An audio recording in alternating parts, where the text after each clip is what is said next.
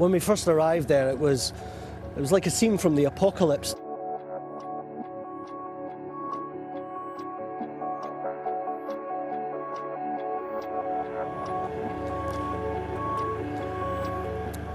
There were hundreds of trucks arriving, full of IS supporters and their children. They got onto the desert floor with their children who were sick. Many of them had diarrhea. Many of them hadn't eaten properly in weeks. They were malnourished. And then the Kurds started processing them. Some of them just wanted out of there. They'd had enough.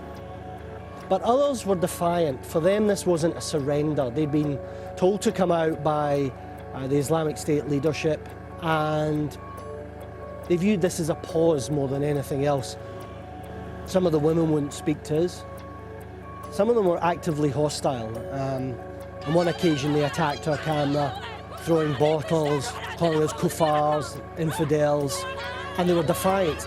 "Go film the men," they scream. "We are the women of the Islamic State. God is great."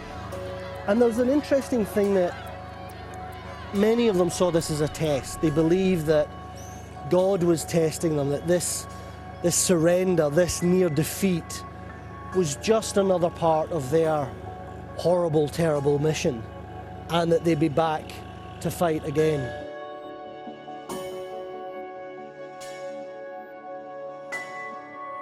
A lot of them weren't honest about what they'd been doing inside. We met a lot of cooks, a lot of drivers, a lot of administrators, but a few of them were. They said they'd been fighters, and they were angry that the leadership of IS had abandoned them.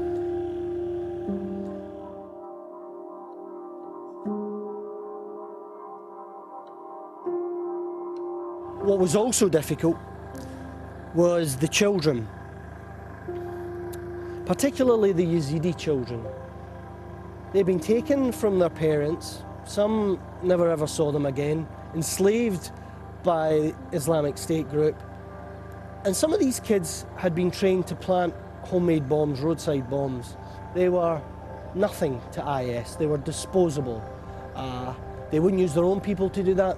Why not send a Yazidi kid instead? And those kids had forgotten their language, they'd forgotten their culture, they'd been made to convert to Islam. They're really the greatest victims of all of this. But also, the children of the Islamic State. We met women from Dagestan, Chechnya, Russia, Turkey, all sitting in the dirt with their children. A lot of blonde-haired children, blue eyes, clearly who weren't from there. All they spoke was Arabic, all they'd known was the Islamic State.